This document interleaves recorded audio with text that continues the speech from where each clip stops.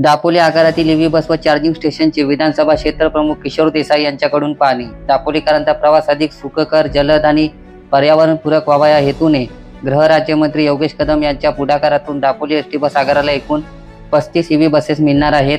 त्यातील 10 बसेस पहिल्या टप्प्यात दाखल झाल्या असून 21 ऑक्टोबर रोजी या बस व चार्जिंग स्टेशनची पाहणी शिवसेना दापोली विधानसभा क्षेत्रप्रमुख किशोर देसाई यांनी केली। यावेळी उपस्थित कंपनीचे चालक व व्यवस्थापक यांनी ईव्ही बसची संपूर्ण माहिती दिली। श्री देसाई यांनी चार्जिंग स्टेशनची पाहणी करून तांत्रिक अडचणींचा आढावा घेतला आणि त्या लवकरात लवकर दूर करण्याचे आश्वासन दिले।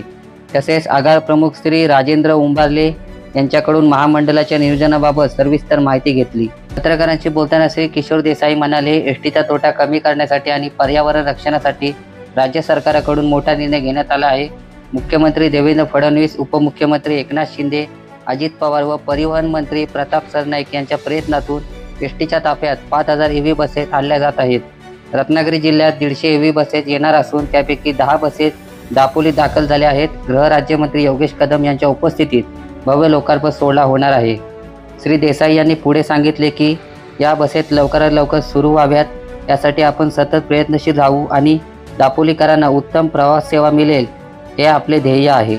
महाराष्ट्र राज्याचे मुख्यमंत्री आदरणीय देवेंद्र फडणवीस साहेब, महाराष्ट्र राज्याचे उपमुख्यमंत्री आदरणीय आणि शिवसेनेचे नेते एकनाथजी शिंदे साहेब, महाराष्ट्र राज्याचे उपमुख्यमंत्री सन्माननीय अजितदादा पवार, महाराष्ट्र राज्याचे परिवहन मंत्री सन्माननीय सरनाईक साहेब आणि दापोली तालुक्याचे आमदार आणि महाराष्ट्र राज्याचे राज्यमंत्री सन्माननीय योगेशदादा कदम यांच्या प्रयत्नाने दापोलीमध्ये इलेक्ट्रिक बस ही जी संकल्पना होती अनेक वर्षाची, ती संकल्पना आता पुरी होते। त्या बसेस आता आपल्या दापोलीमध्ये 10 बसेस आज या ठिकाणी येऊन उभ्या राहिलेल्या आहेत। लवकरच आणखी 25 बसेस त्या दापोली डेपोमध्ये येत आहेत। या डेपोच्या बाजूलाच एक स्वतंत्र डेपो या इलेक्ट्रिक गाड्यांसाठी उपलब्ध केलेला आहे।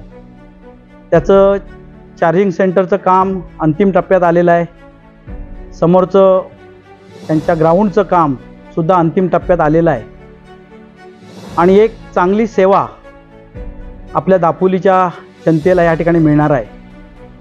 लवकरच पुणा, बोरिवली, पनवेल आणि ग्रामीण भागातले जे रूट आहेत त्या ठिकाणी ही गाडी जाऊन पुन्हा परत चार्जिंग सेंटरला येईल इथपर्यंत त्या रूटवर ह्या गाड्या धावणार आहेत। इथल्या जनतेला अगदी एसीमधनं एक चांगला प्रवास या गाड्याच्या माध्यमातून मिळणार आहे। या गाड्या येण्यासाठी सन्माननीय मंत्री महोदय योगेशदादा यांनी खूप प्रयत्न केले।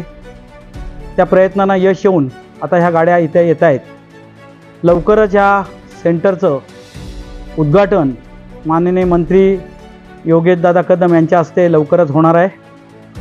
आपल्या जनतेला आव्हान आहे की एक चांगल्या गाड्या आपल्या डेपोमध्ये आलेल्या आहेत।